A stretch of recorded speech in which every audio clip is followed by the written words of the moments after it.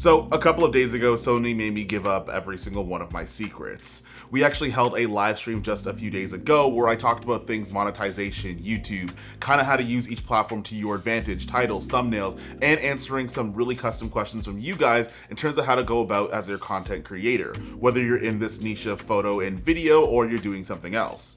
Now, that stream only lasted about 24 hours, which means that you can't see it anymore, until I decided to copy everything and actually post it online in this video today. So in today's video, if you do have 60 minutes or a little bit more than that, you could throw on some headphones, maybe walk around while you're doing some stuff, and I'm gonna show you all the things that we talked about in that live stream. Somewhere in this video, there's gonna be a special discount on my LUT pack, but well, we'll get there. Okay, perfect. All right, let's get it going. So today's presentation is going to be about social media and video production and the idea of stop being afraid of calling yourself a quote-unquote influencer. Now, generally speaking, when you try to explain to people that you are making content, and this is one of the barriers that people have from time to time, is having to explain it, because most people think that what we do is on the left-hand side, but what we're actually doing is we're filming, we're recording, we're editing, we're growing a media company with using our interests in order to connect with brands and obviously have a creative business. So it's a business type just as much as the other ones. It's actually one of the fastest growing business types that there are. So just as a don't be afraid to call yourself an influencer, it's mostly because on the left is what people think we're doing, and on the right is, maybe not holding a red camera, but what we're actually doing. All right, so table of contents and some housekeeping things just so you guys know what we're going to get through today. So one is going to be trying to figure out the problem that you're solving with your content. That's a gigantic one. You can't really do much without doing that first. The second thing is going to be something I like to call interest stacking. Now, interest stacking is something where you're combining what your interests are on top of the things that you're teaching. That's going to go to a lot of uniqueness and individuality. And once you figure that out, we're going to go on to how to create daily ideas for your content or videos or whatever you have on whatever platform. We have knowing your platform. This actually is going to get switched to a little bit at the end.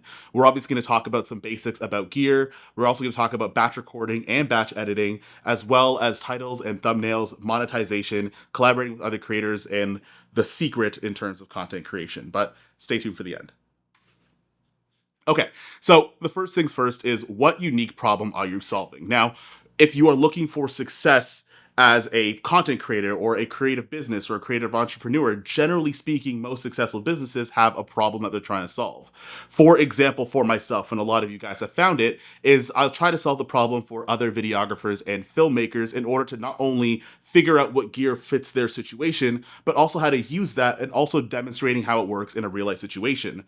So something you want to keep in mind for yourself is that if you were to write down in a sentence, which is kind of be the intro, which is kind of going to be a little bit of the intro in the description of your social media platform, it's going to be generally geared around what problem you're solving for other people. Now, it doesn't have to be filmmaking. It doesn't have to be camera reviews. You might be a beauty influencer and you're helping millennials figuring out affordable makeup solutions. You might be a pet owner figuring out solutions for people that might have pets in an apartment building, or whatever the case might be. There's various different problems you need to solve, but without doing anything, and I would even write this down in a notebook, try to find out what that particular problem you're trying to find out first, and then everything falls into place after that. Now, we're going to go on to the next thing, and that's going to be called interest stacking. Now, once you've figured out the problem that you want to solve, this is going to be the how-to of how you actually solve it. Now, generally speaking, everybody has a unique situation. Everybody has a unique walk of life. And sometimes the way that you teach your content, the way that you show your content, coincides with that unique walk of life. For example, believe it or not, I had competed a lot in sports. I had competed in natural bodybuilding a couple of years ago, well before getting into the filmmaking space, and that was an interest of mine. However, my content is still around filmmaking and camera reviews and lighting and all of that other stuff. So what I did was I merged the two of them together, and what you're going to get is a result on the right. You're still teaching filmmaking, but the context of it are things that interest and things that are passionate to yourself. This is something about stacking up different things that you might be good at, mixed in with the content that you're trying to portray or the content you're trying to make in order to make it unique to yourself. I find a lot of people find they're trying to repeat over what some other content creator is doing, and sometimes they fall short because they're trying to force the interest part of it. The content could be the same, and that's fine. Everyone's gonna have a makeup tutorial, everyone's gonna have a camera review, everyone's gonna have a lens review or a lighting tutorial. But sometimes when you try to be so much like a walk of life that you're not from, it doesn't mesh very well, and that might cause a little bit of problems. So one of the things I'd recommend you doing when you're trying to find out how you're gonna solve the problem is honestly stack up your interests. So make sure that it feels more authentic, it's more authentic to you, and your content's overall gonna be easier to make. Before I go to the next one, are there any questions so far? Excellent. All right, so we're going to go into coming up with ideas. Now, this is going to be one of the hardest parts for a lot of people, but once you have the messaging and exactly how you want to execute, coming up with ideas actually is a little bit easier than you think. Now, you don't necessarily need to get one big idea, but you could actually find your best ideas over making a lot of ideas that might not work out the way that you want it to. So what I'm going to do is I'm going to give you guys a challenge over the next 7 days. So write this one down. Each day, you're actually going to take a day or an hour or 2 hours or whatever the case might be, and you're going to come up with 30 ideas for videos. They don't have to necessarily be original ideas. They could be things you've researched or things that you've seen. The only thing you have to make sure is that it fits under the banner of the content you want to create and the interests that you're trying to stack up to make yourself unique on the platform. Once you've come up with those 30 ideas, no matter how good or how bad they are, scrap a bunch of them. In fact, you're going to come up with about 5 of them per day for those 7 days. Once you've done that, you have 35 ideas that you can start with. And my biggest recommendation for you, and this is going to sound cliche in terms of just starting, but quite literally, do not worry about the analytics, the views, the click-through rates, or anything like that until you've gone through all 35 videos. There might be some people in the chat, but that I know personally, but the first 100-ish videos that I have on my channel when I started taking YouTube seriously, those were all videos that I planned out in December of 2022 in terms of taking it seriously and having an actionable plan in order for me to create videos to actually get used to the art of making videos, the process of making videos, and then making those better. So if I could do 100 again and they're 10% better, well, now you have 100 more pieces of content that are 10% better. The biggest thing about this is just starting and almost turning on your blinders and not worrying about your first 30 to 50 videos, because quite honestly, they're not going to be the greatest in the world, but 1% better every day. You've probably seen that analogy in terms of how much you can get from exponential growth. So one thing I would say is take a day at your time, come up with 30 video ideas, whether the things you've already seen before or original ideas you have, and then scrap 25 of them. And also what you can do is once you're done those 35 videos, you can look back and find out the ones that are working. You find the ones that aren't working, or you can go back and revisit that 100 some odd videos you've made or ideas you have over the last couple of days. And that way you could start to see if maybe the video idea was bad because you weren't quite there yet in terms of making the content, and you could actually reswipe. I'm going to say that you could actually reswipe and be able to cross those guys off and bring them back into the fold of videos that you might be ready to make at the time. You guys could tell I'm almost like doing this live stream as if I'm doing a YouTube video, and sometimes I'll pause and I'll stop. So hope you guys bear with me. So we're going to talk about the gear, because most people, it's the highest searched thing. Most people are looking for that camera that's going to put their content above to the next level, or that content or that camera or that lens or whatever the case is that's going to make things that much better for you. But there's a couple of really simple categories that you could file yourself into in order to start making content. And they generally don't have to be anything specific, although you can go to the Sony store and you can pick up whatever fits your needs. All right, let me just put my thinking hat on. So first of all, is always going to be the camera. So for me personally, a lot of cameras can shoot in 4K, 24 frames a second nowadays. If you have one that can do lower, that's just fine. It doesn't make a difference. But as long as it gets 24 frames a second or 23.98, which you'll find in a lot of cameras, if you can do that, then you're off to a great start. And the reason why we use 24 frames or 23.98 frames is, generally speaking, that's how we see the most natural frame rate in terms of YouTube videos. Now, different frame rates will have different things, but if you're starting off with something that can do 24, you're off to a better start than other cameras that might not be able to do that.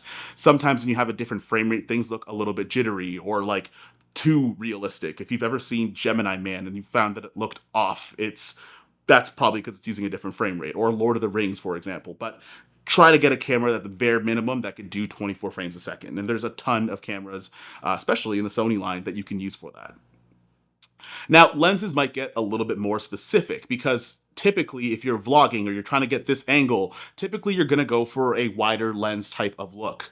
Now, right now I am shooting on the 16 to 35 f4, And this is kind of like a 16 or 17 millimeter kind of focal length. And this kind of gives me the ability for you to see my face, but also see what's going on in the background. Now, you don't necessarily have to dress up your office with a bunch of stuff. As long as you have some sort of background that's not super bright, you're okay.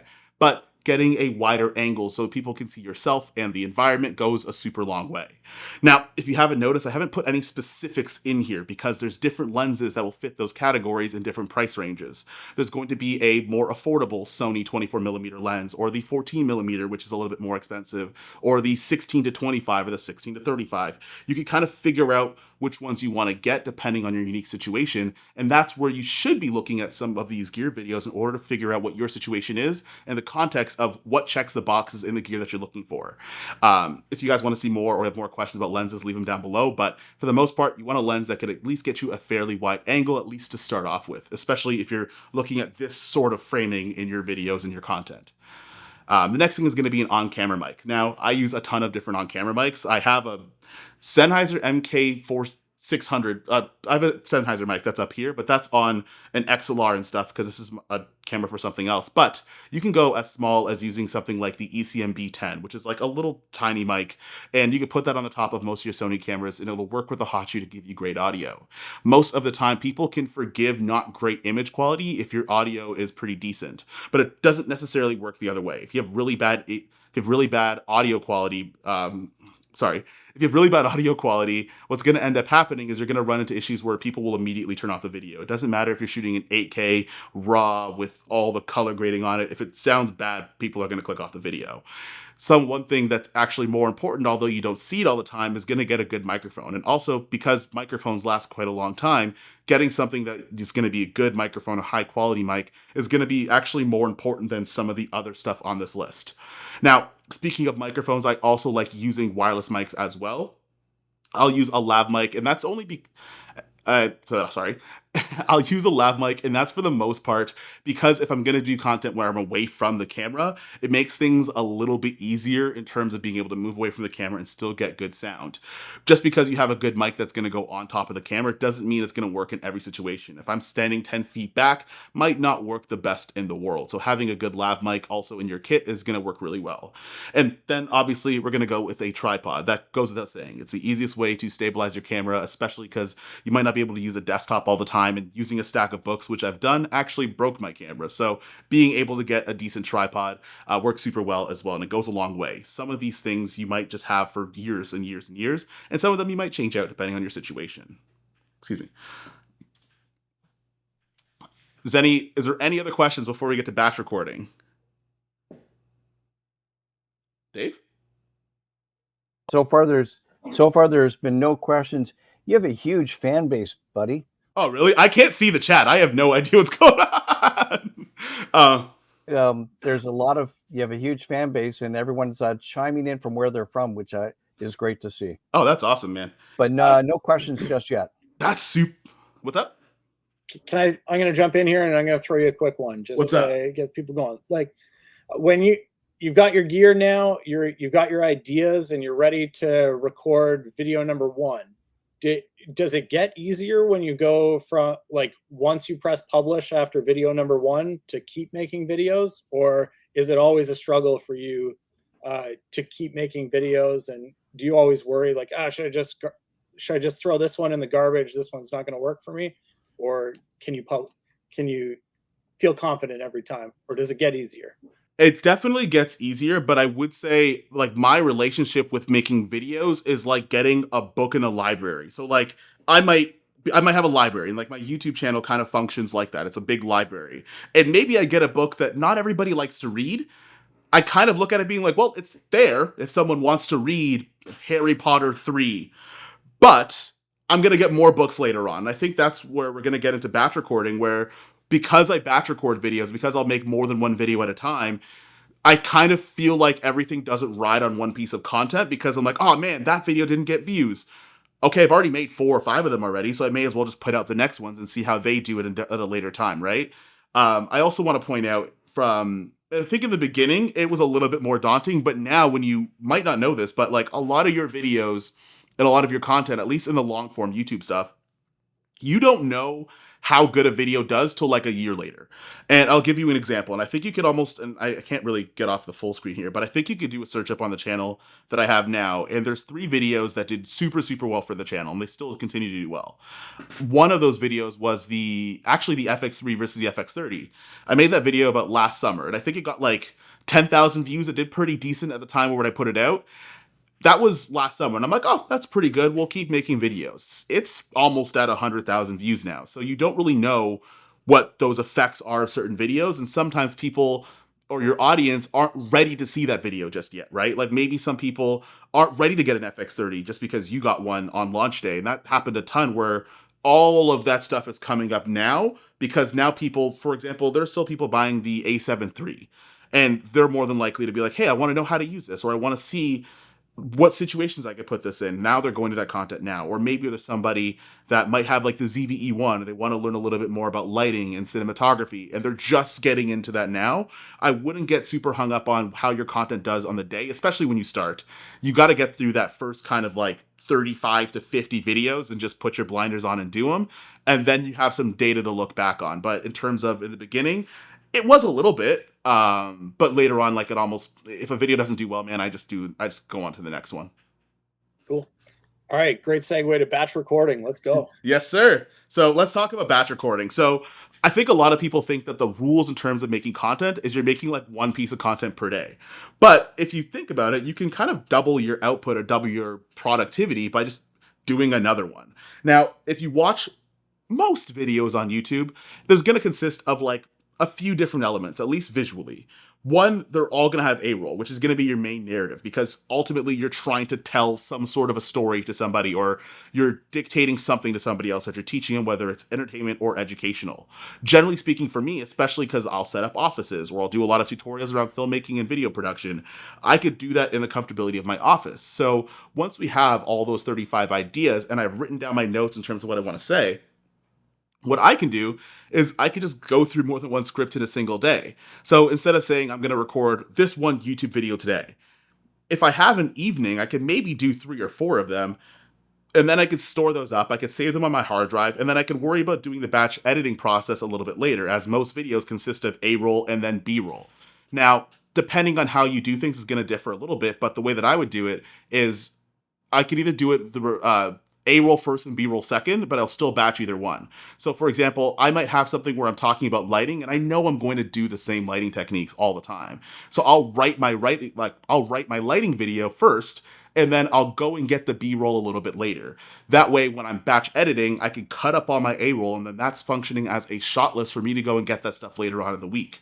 Now, if it's job dependent, I usually do it the reverse way. So sometimes I'll have someone that'll shoot BTS for me on set, and then I'll go and get the B-roll and make that shot list based on kind of what I want to talk about in the video. I'll go and get that while I'm on the job, and then I'll plug that in later on. So sometimes I'll work on a documentary or a commercial, and I already know the lesson that I want to teach while I'm doing that. So I'll go and do that A-roll first, and then I'll either get the B-roll after, or I'll get a bunch of BTS and B-roll on the day and kind of think about how the shoot went and think about if there's anything I can teach. And that's a great way of being able to stock up a lot of content by just doing more than one in a day, but then also having a process of how you're going to get your A-roll and how you're going to get your B-roll. And they both depend on each other. You just have to make sure you have a note of it, and you could do more than one in a day. Generally speaking, when you're starting out, the quickest you can get to getting enough data to find out what's working, the quicker you're going to be able to be a little bit more successful. It's kind of like going to the gym. If you're able to work out more times in a week, the more you're going to be able to get more data in terms of what you need to improve on. However, we have the limitation of only having so many hours in a day and only having so much bandwidth to work out. But when you're batch recording, you could speed that up by double or triple by doing multiple pieces of content in multiple days. So there's that. Now, that's where we're going to get into our batch editing. Now, batch editing is going to be a little bit different because you want to be able to create a system where you know you've already recorded something, you know you already cut your A-roll, you could check off when you do your B-roll, and I'll just show you a little bit of a preview of a DaVinci Resolve timeline. Keep in mind, I might have unplugged my hard drive, so if you see a little offline clip there, mind your business. So this is what my DaVinci Resolve timeline usually looks like while I'm batch editing. Now, what I'll do is I'll put all my A-roll on the timeline, which you're going to see where it says V1 A-roll. That's basically all the talking bits that I did throughout the video, and generally I'm going to cut that up first. This is before I put any music or anything else that's going to go down. Then I'm also going to put on my second timeline, I'm going to put that as my B-roll. So that way, if there's any sort of things that I need to do to really make sure that the point gets driven home, I'm going to put that as my B-roll in order for it to be a little bit easier to understand. Then I'm also going to make sure that my A-roll sound is always probably going to be there, especially if you're using any camera that records audio internally. If you have to do it in post, you have to sync it up. I don't recommend that if you're looking for speed.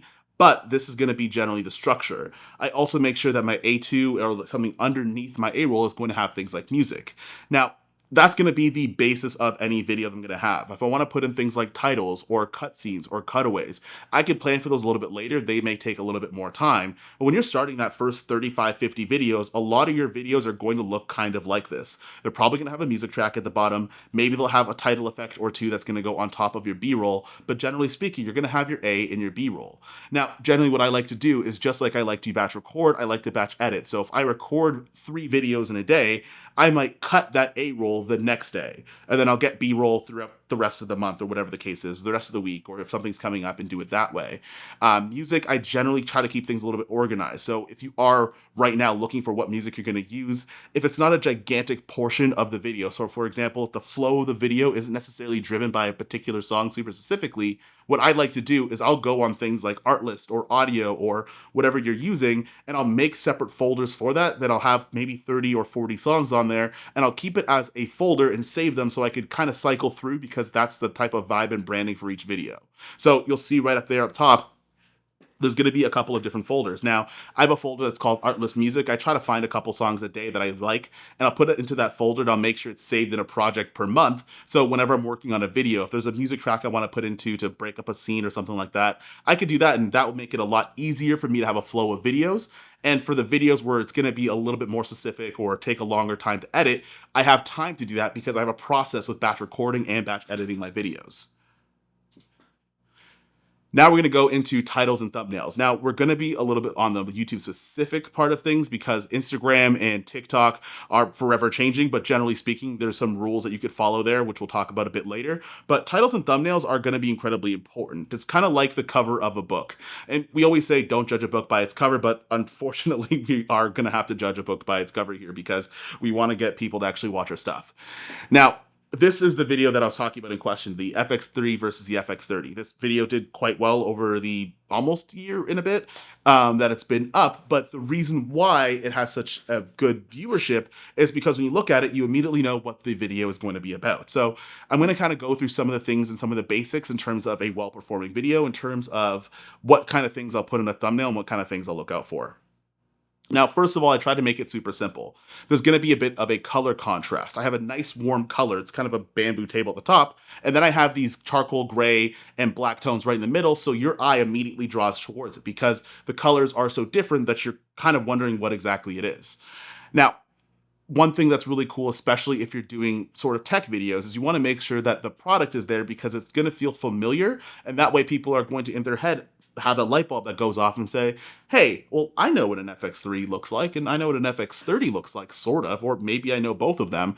So this is familiar to me, right? So I have the color contrast, I'm looking at the product, I have an idea of what it is because it's familiar. And then I also try to make sure that my titles are relevant to what people are looking for. Now, there's a bunch of different types of videos. I went for more of a search-based video here. Now, with search-based, basically that means that you're trying to attract people that are typing into their Google search bar and find something. So, for example, this video could have been called full frame is better, or APS-C is better, or whatever the case might be. And that might be something that's a little bit on the clickbait. And clickbait isn't necessarily a bad thing unless you're not being truthful in terms of the promise that you make in the video, which is going to be your thumbnail and your title. But for this video, I wanted it to be something where people can always go back to it no matter where they are in their journey if they encounter something at a certain time. So I went with something like using a search term. People will search up the FX3, people will search up the FX30, and create a premise that's a little bit interesting, but better than what you think. And that's the idea of the premise of the FX30 being half the price of one camera, and to compare the two of them to see which one suits your needs.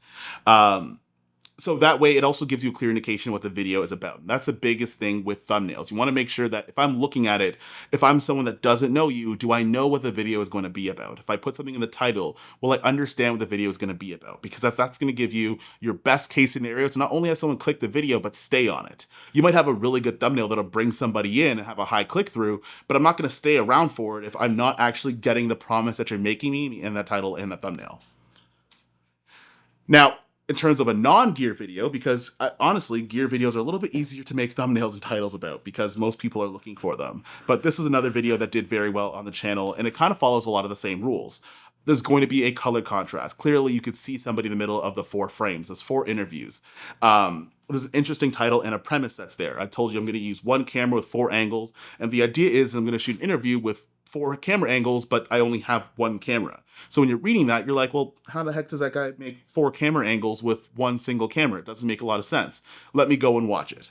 If that's something you're looking for, right? If you want to shoot interviews, if you're looking for those cinematography breakdowns and tutorials, this would already catch your eye in terms of being an interview, but the premise is we're flipping something on its head where typically you don't see a single camera shooting 4 camera angles. And it's a cool video. You should watch it. It's one of my favorites.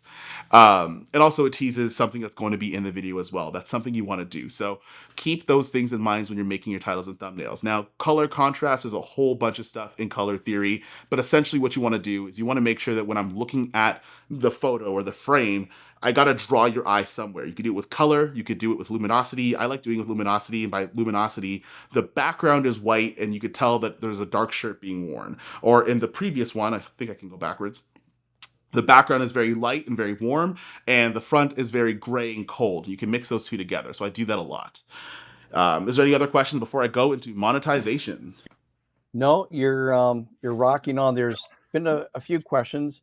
I think we're good for now. Okay. Yeah, just keep on going. I'm loving it. The bit about the titles and thumbnails is terrific. Awesome. And also those rules apply to, I guess, Instagram too, because you can put your thumbnails on there. Same sort of rules, but short form content has a different meta entirely. There's not a genuine ton of long-term watch availability in some of those things sometimes because they're so short. But anyways, we're going to get into monetization. Now, there's different ways of monetization. This is sort of the way of doing different things outside of your AdSense. So this is one you want to write down because I didn't put this one in here. But if you're looking to monetize on, say, YouTube, unfortunately, TikTok, I believe, and Instagram, I don't think we have a monetization structure. Or if not, it's not worth talking about the structure of this video. But for YouTube, for example, specifically, because it's one of the best ways to monetize on the content you're already making, is you are going to get a 45-55 split from YouTube AdSense. Now, for you to be able to do that, you have to qualify for AdSense to be able to happen. Now, you might want to write these numbers down, but you want to make sure you have 1,000 subscribers and 4,000 watch hours. Now, one tip I'm going to give you, and write this one down, and it makes a lot of sense logically, is if you're looking for 1,000 subscribers, well, the easiest way to do that is to answer specific questions in your niche and continue to get value, all that other stuff that you hear in other videos. Now, the 4,000 watch hours is, I think, what most people have a harder time with than getting the 1,000 subscribers. The 4,000 watch hours doesn't necessarily equate for how long the actual videos are. So you might be seeing this trend a little bit, but I'm starting to see it now, is that longer videos are starting to do a lot better. They might not have the highest views in the world, but people are watching longer videos for longer periods of time. Now, your watch hours are going to depend on a duration of time. If you're making 5-minute videos and maybe people on average watch 50%, you're only going to get about 2.5 minutes on average. And that's actually having a good day. If you get about 50 to 70% retention, you're actually doing pretty decent. However, if I watch 50% of a 20-minute video or 30-minute video or 40-minute video, even if it's a quarter of that, that's far more average watch hours that you're going to be able to get from something like a 4 or 5-minute video. So especially for you guys that are in education, or especially for you guys that really have a knack for storytelling, don't worry about making videos that are a little bit on the longer scale. I think what ends up happening is that when you see channels like a Mr. Beast or Ryan Trahan or something that used to have a little bit more of a faster paced edit, you think that you have to emulate that in order to get the views. The thing is that because a channel like Mr. Beast, for example, has already nailed down what their branding is and how they want to do things, that type of editing style makes a lot of sense. But as you guys are figuring out yourselves on YouTube, I would say the safest thing to do, is to make videos for as long as they need to be, and don't necessarily worry about making a magic number, a magic small number to get the most amount of retention percentage. But if a video is going to be 25 minutes, it's going to be 25 minutes. And if you hit something that's going to be interesting, your watch hours are going to go up really high. And also, it's a great way to collect a lot more data to find out where you need to tighten things up. You could actually go into your retention graphs, which would be a whole 1 hour seminar on its own, in order to find out where people are dropping off and start to cut those things out of your videos. Generally speaking, in the beginning, the more data you have, the better it's going to be. But that's just a little way of getting into the monetization a bit faster. I find people that make longer videos get there a little quicker. So there are going to be some monetization formats outside of your AdSense, right?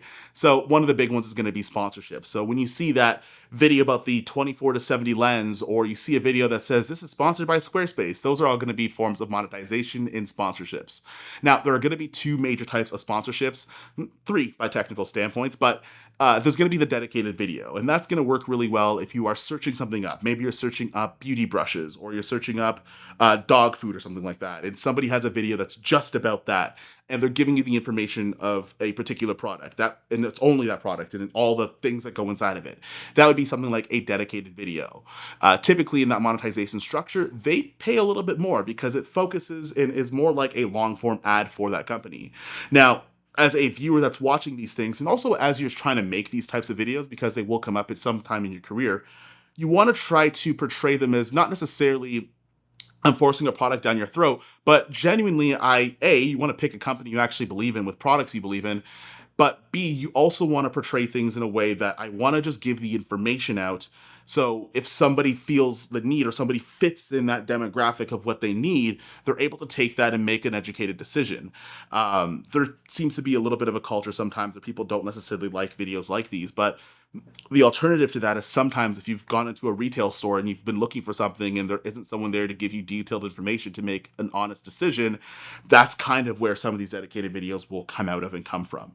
The next thing is going to be an integration. Now, integration, sometimes other brands that don't necessarily have physical products a lot of the time, they want to have their video organically integrated in content that you already are making, not necessarily content that's all about the product or the service. So when you see videos that are sponsored by a Artlist or Squarespace, generally speaking, they're almost doing a commercial break into there, and that's another way that you can monetize. It's a little bit less money, but at the same time, it doesn't necessarily mean that the direction of where your content is going to be dictated by some of these companies. So if you are doing a video where you're talking about behind the scenes on one of your jobs and you have an integration that's in there, it doesn't have to be dedicated to one particular product. You can kind of have that ad read, and the idea is that enough people will see that and try to make an actionable thing. And obviously, if you're working with a brand that you support and it also fits within your niche, if somebody doesn't have a music licensing software or they don't have a place to put their website, they'll be able to make an educated decision on that, especially if it fits within the niche and the people that you're trying to help.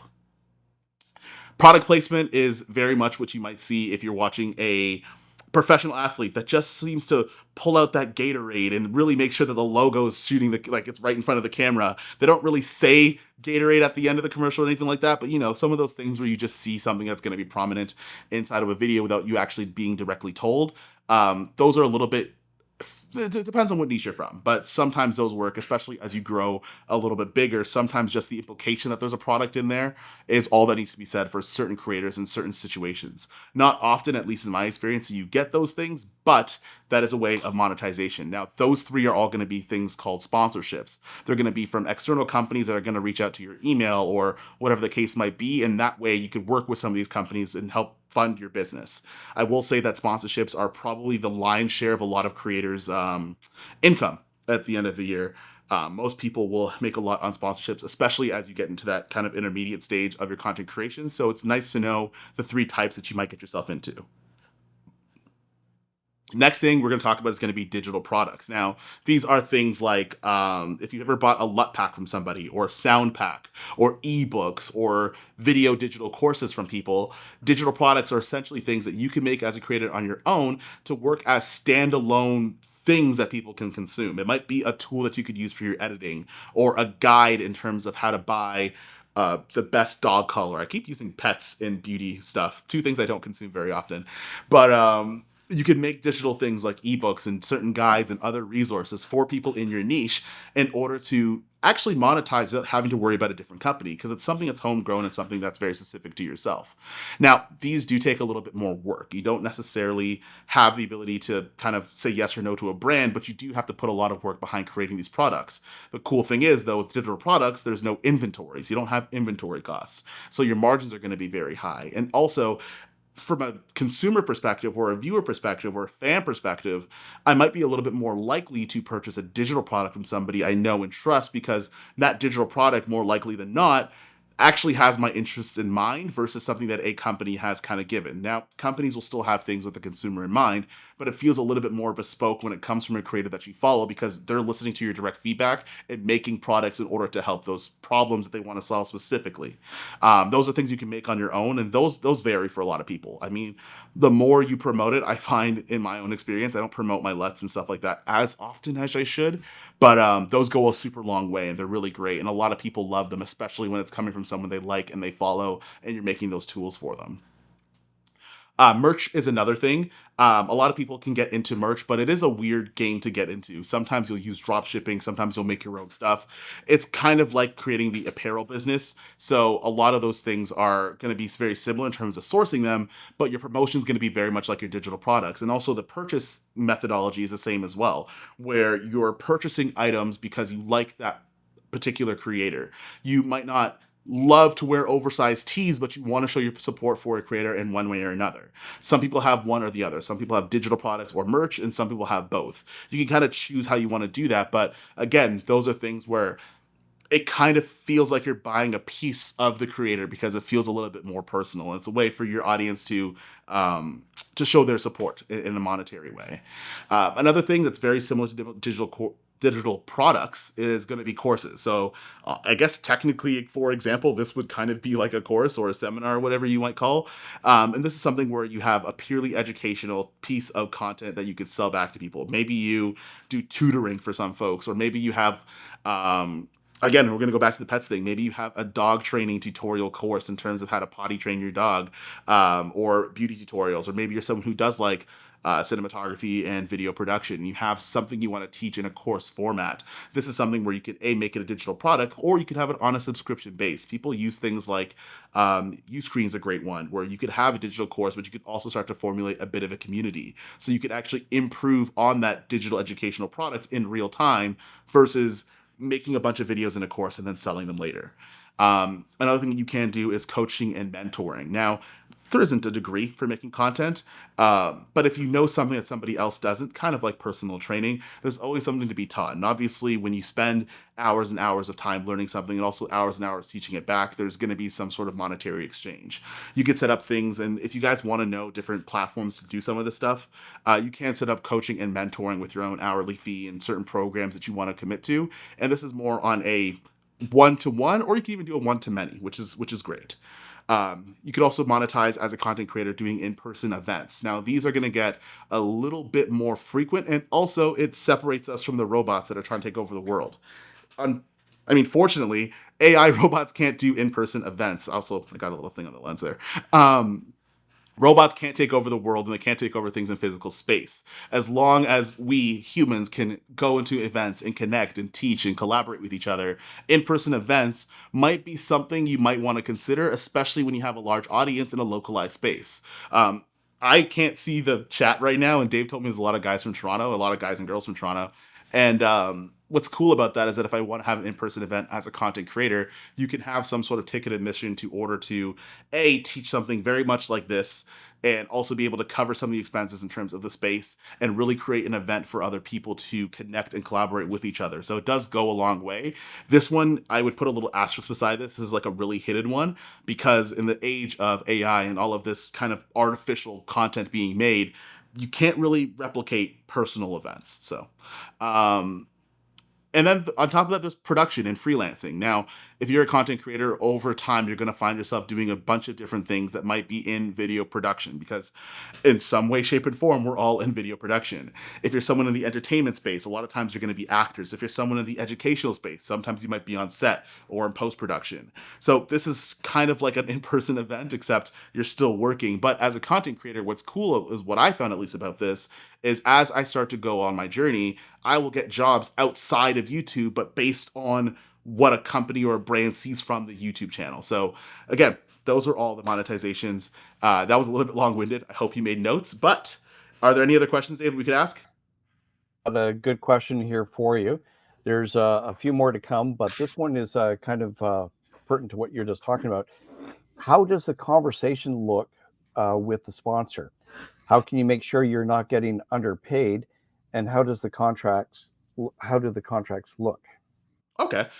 So I think the easiest way for me, or the easiest way that I started was, and this is a tough one because it's so different between people's niches and people's followings and your analytics. What I would say first thing you want to do is calculate how much time it's going to take you to kind of do whatever they're asking for. Typically, a brand is going to know what they want, or they're going to say, hey, we want you to do a dedicated video on this, or we want you to integrate it into your next podcast episode, or whatever the case might be. I would take a look at your analytics, first of all, find your best performing analytics, and then also weigh that against how much time it's going to take for you to be able to do that. So for example, if I want to do an integration, but for Artlist, I don't know, I'm just making up a company, and it's going to take me, say, half a day to go and film that video, to go and edit it, and maybe it costs $500. Or it costs $1,000, whatever. We'll use $500. It's a clean number, whatever. We'll just make that up. That would be the price of your integration. Now, to make sure you're not underpaid, that's going to be kind of a tough one, because it is going to be like the differential in terms of what brands are willing to pay depends on the metrics of said brand, or what they're looking for from you. So to make sure you're not underpaid is kind of a tough one, but I would say the bare minimum is to charge what you would for a video production project. In terms of if you had to do that for a client. If I had to make a 30-second video for a client, well, how much would I charge for that? And then you work your way from there. Now, this is going to have a little bit of negotiation skills on your end, where you might have to, if they say it's too much, then you could kind of work your way back and forth to see how things go. But if it's below your bottom line for a client project, then it's going to be below your bottom line for an integration or a sponsorship. And then as your following and your brand gets bigger and bigger, you could start to increase your budget, sort of like you would if you were working as a freelancer. I could start off at $500 a video, but as I do 35 videos, it's not $500 anymore. Good answer. Thank you. No problem. Is there anything else? There's a couple more, but they can sort of wait until the next session. Okay. Perfect. Okay, I'm going to go through Know Your Platform. This one's going to be fast. I've taken way too much time. But these are the tools. These are just like the 4 main tools you'll probably find yourself on: YouTube, X, Instagram, or TikTok. I'm going to try my best to go and be more concise about this because I want to leave questions. TikTok is going to be the original vertical platform. They're going to gear towards shorter videos, but also less produced videos as well. You can film things on your phone.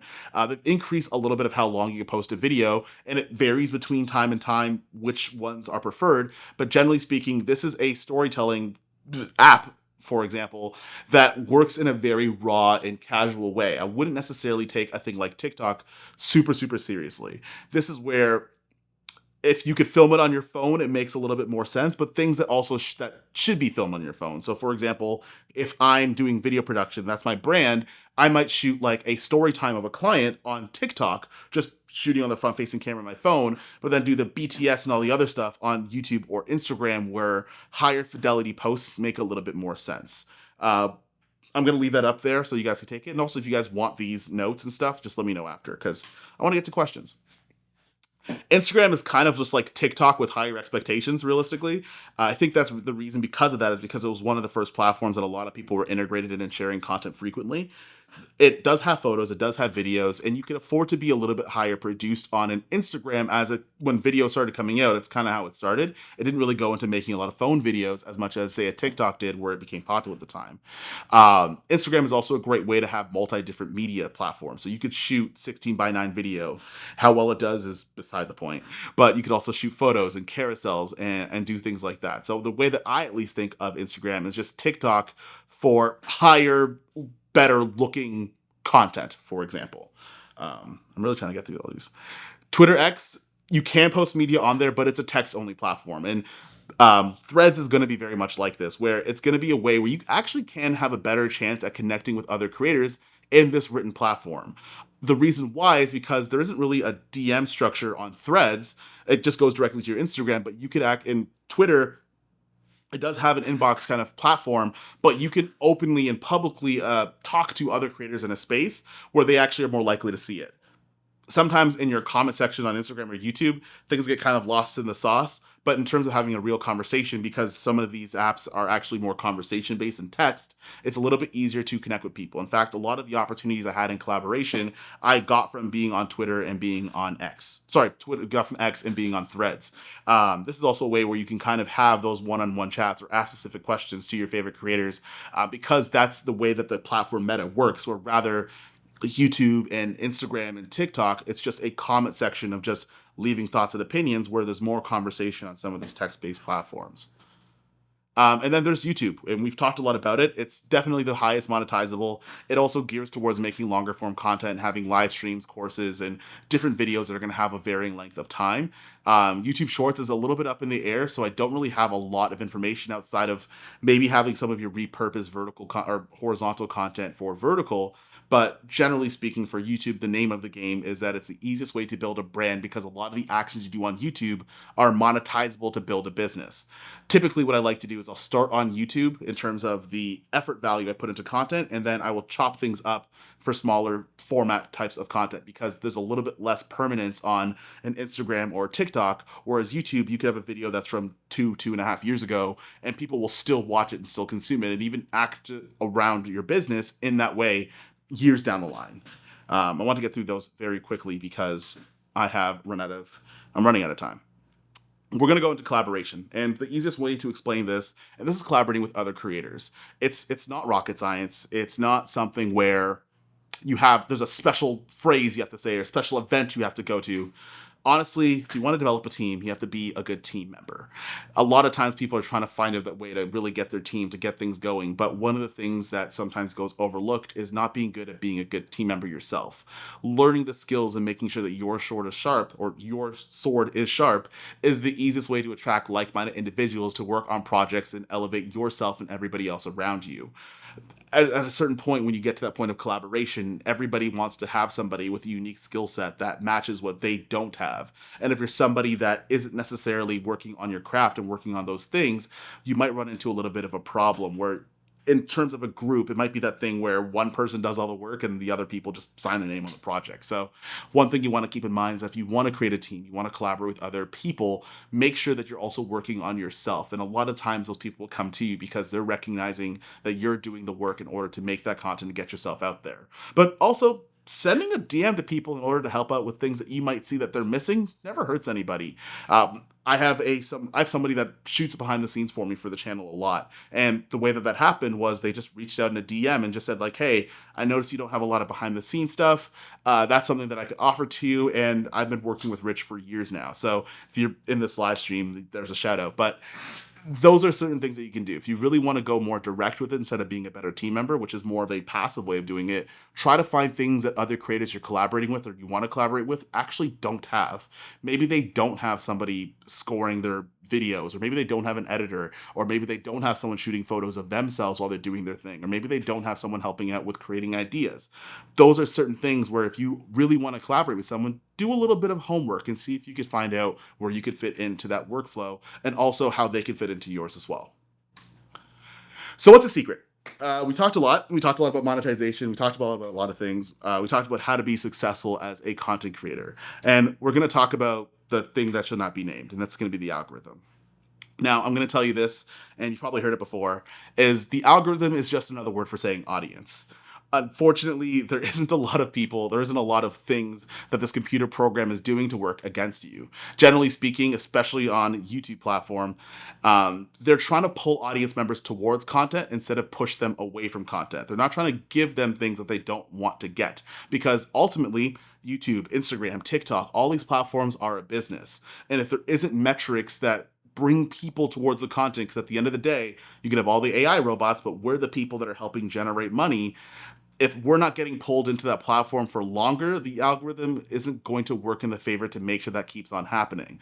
They're profit maximizing just like we are. So in terms of all of that, anything that could bring an audience to a video is going to do well on the algorithm. That means being consistent on topics you were talking about. If I'm going to a hamburger restaurant and you start serving sushi one day, I might not want to go to that restaurant unless I really want to get sushi that day. But if that, I would just go to a sushi restaurant. You want to be inconsistent with the messaging and the problems you're trying to solve, the things that you're trying to say, and overall keeping a balance in your monetization. And also, when you need to collaborate with another creator, make sure that it feels organic and it's actually using things where you might not be good at and somebody else might be. Now, that's pretty much it for the presentation. I got through a lot. I tried my best to keep this at 20 minutes. I did not. But I want to let you guys know, thank you guys so much for taking in this presentation, and I hope you guys learned a ton. If you guys want to find me, I have the same name on Twitter and Instagram and TikTok. But for the most part, I think a lot of you guys found me on YouTube. But if you haven't, it's right over there. So do you have time for a couple of quick questions? I have all the time in the world right now. So you guys... That was a very long 20 minutes there, but yeah, I am so sorry. You know what? I think I can speak on behalf of everybody. We wish it would go on even longer. That was I hope it helped out. There are 60 comments. That's wild. Oh yeah. So here's a quick question for you. Do you have a specific handheld stabilizer for your camera? I do, and it depends on the size of the camera. So like I have, like you're talking like a gimbal, I'm guessing, yeah? So I have the RS3 Pro and the RS4 and the RS4 Pro. So the RS4 Pro is just for bigger camera setups, and the RS4 is, I can't really get it out, and that'll take me way too long, but it's about the size for a mirrorless camera. So I do use the DJI system quite a lot. Okay, excellent. One other question was, when doing a video, how do you prevent your breathing being heard on the sound? This happened to me recording a dance recital. And I think someone in the chat answered it best by putting a windsock over the microphone. That might help out. Like if you're recording yourself and you want to block out the breathing, that might be a little bit tough, because especially if the microphone is close to you. So you might want to have either a microphone source that's directional and just make sure you're on the side that's not the pickup pattern. That would be the easiest way, I think. Or don't breathe. Someone said don't breathe. That was funny. No, don't do that. Don't listen to... yeah, don't do that. But I would just say make sure you're away from the make sure that you're away from where the pickup of the audio is coming from. If it's a shotgun mic, you're behind it. If you have a lav mic on, you might not want to have a lav mic while you're doing a dance routine, honestly. Yeah, that's a good one. The people are saying they love your headphones. They have the same ones. And they're supposing that you're using a microphone to separate a separate microphone to record this. So yes. Which microphone are you using to record this video? This is a it's a Shure M7, the cheaper one, not the SM7B, but like the cheaper Shure microphone. Okay, it's good. It's nice and clear. Thank you. So they love the idea of having an A roll time and a B roll time, and they've been having a difficult time tackling both at once. It's difficult. Any suggestions? Honestly, make them separate days. Like that's the easiest thing for me. Like I still do it now. Like there was times where I'll post like 12 videos a month and not sweat it. And that's because I'll make the first 5 days of the month, I'm just shooting A-roll. The next 3 days, I'm just shooting B-roll. And then I have at least enough to put a video together, and I could use the rest of the time as I go to kind of figure things out. Keep it simple. Yeah. Don't overcomplicate it. Yeah. How do you make that shot list? So the way that I would usually make my shot list, it depends on how you want to do things. So if I'm going A-roll first, I just make notes from the script of the A-roll that I made. And like my script, I just have a to-do, like literally it's not even a script. It's a to-do list, and I just check off as I talk about things. And generally those are the shots I need to get. So like if you go on your Apple reminders, literally the subheading, you can put the shot you want to match up with the reminder you put for yourself or the note that you put for your video. Okay, that's keep it simple once again. Yeah. Do you have in-person events you recommend for creators to attend? I'm sure many are in Toronto, considering that's where you are based. Yeah, there's been a bunch. I think we did a bunch of them back in the springtime. Right now, I believe Chris Howe has one that's going up soon, but it might be full, so I might be lying. Or maybe I'll do my own. It'll be in Toronto, but maybe I'll do my own. Maybe I'll do a few of my own. There we go. So yeah, there might be some later on. I think we've been talking with Sony in terms of doing some in-person events. It'd be really cool. Let's do it. And have you ever asked? Sorry, have you ever asked what's your budget to a company or a brand? Absolutely. Especially like the what's your budget question usually are for clients or people you're working with that actually don't know what they want. Because if you say, hey, I want a video, what do you want the video to be? Well, I don't know. Okay, well, what's your budget? Let's work our way backwards. That usually works out a little bit. And honestly, it's the best way, especially when you're starting out. Like, I don't know, maybe I don't have shame, but like if a brand's like, hey, we want you to X, Y, and Z, and I'm just like, hey, like, how much money do we have for this, right? And then I kind of gauge it from there, because like, if you ask, they'll tell you, and if they tell you it's a lower number than what you'd like, then I just kind of say like, hey, that either works or it doesn't work, or maybe I'll do it this one time and work my way up from there. But again, you gotta sometimes, especially because there's so many people from so many different niches, I can't give you hardcore numbers in terms of sponsorships. It's microeconomics 101. If you're asking for a certain price and everybody is saying no, you might want to come down. If you're asking and everybody's saying yes, or too many people are saying yes, where it's uncomfortable, you might want to bring things up. So, Oh, yeah, and I would imagine if you just open with the client, you just say how much you're asking for, or yeah. what's your budget, and it just keeps it easy. Or like you can hire, and like I work with an agent. I've worked with one since last year, and they're a little bit better at being able to negotiate, not only negotiate, but also kind of dictate the pace and see where you're at, because they have that experience as well. Now, you can't like it, that advice is kind of tough because there isn't a bunch of agents where you can just like pull one off a tree and bring them in. So, right. So you want to try to find somebody. If that's the case, and if it's really confusing and things are growing and you find that you're really in a rut, you might want to find external help for that. Now, you might have to give up a percentage of that income that comes in, but I would rather 15% of $5,000 than 100% of zero. So, Yeah. Well, you just answered two questions there. Someone was asking about a social media manager. Do you do it yourself? And how do you work through that? And I think you just did that. Yeah. With that answer. Thank you. You multitasked there, buddy. Yeah. How do you look for corporate clients? Any tips for relative beginners?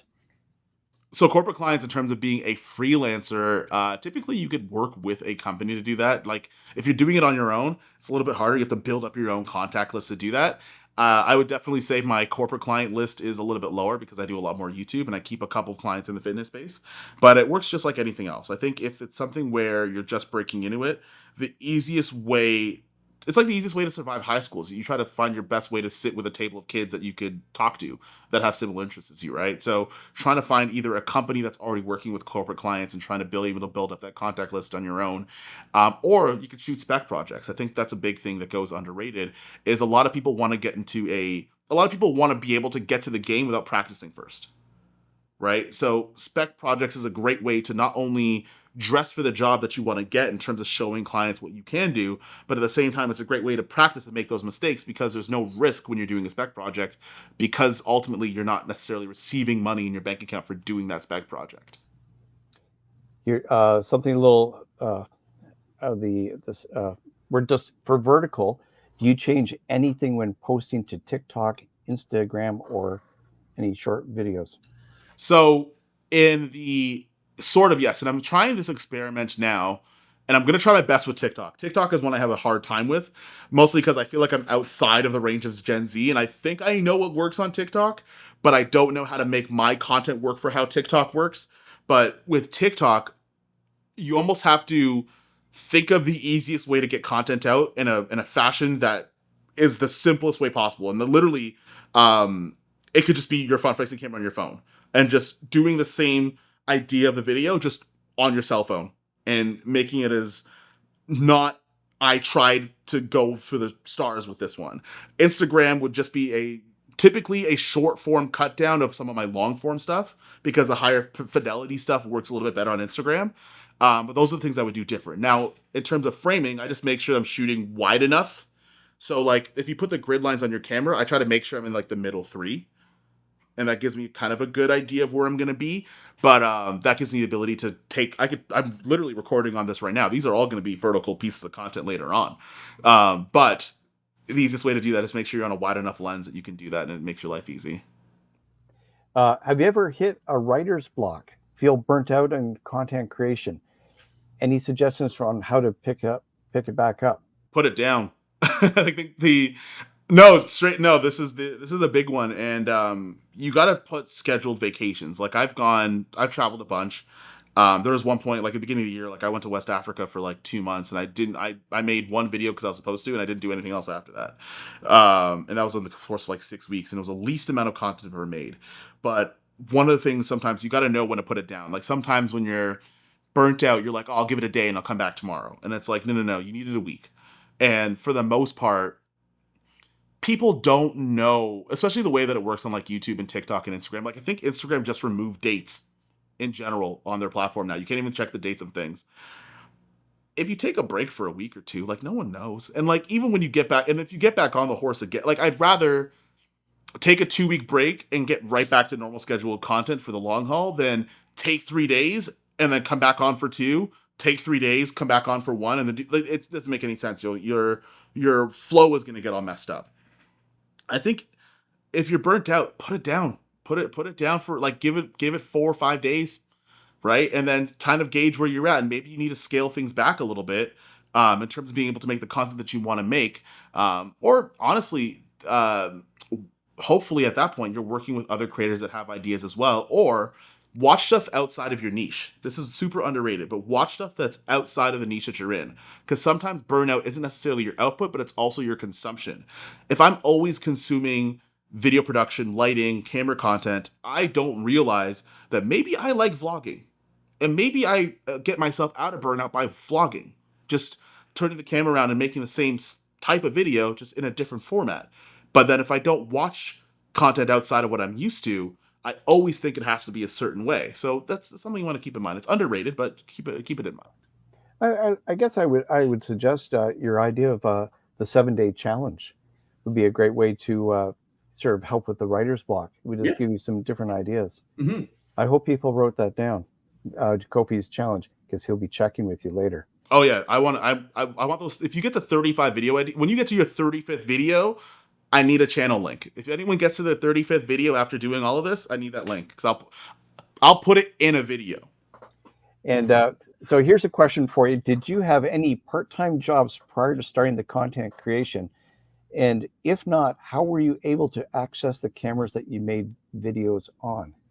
Oh, absolutely. I had a part-time job. I was part-time, like I was full-time freelancing, and I was working at Henry's, actually, Henry's Heartland, for about, I think it was about like 2 years. And I also was I was a personal trainer as well. So I was working multiple jobs, and then I would only shoot on weekends.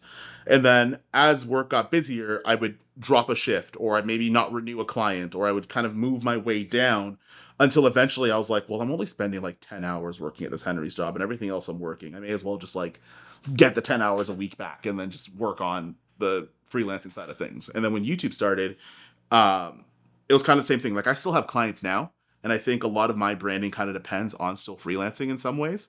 So I still have them now, and it's nice because like I can always rely on at least enough money to live, and then anything else that comes from AdSense or affiliates or sponsors or whatever, I could use that to put back into making better videos. So you could just scale your way down. You don't have to leave everything. Don't leave your 9 to 5 all of a sudden to be a content creator. You can still do it between 5 o'clock and midnight, or you could do it on weekends, and you don't have to necessarily have the output of the people that you might see at the upper percentages of things. As long as you're starting, if it's once a week or once every other week, it's better than not doing a video at all. Sounds good. Well, I think we've hit all the questions there. Oh, wow, that was pretty good. Wait, hang on, there's one.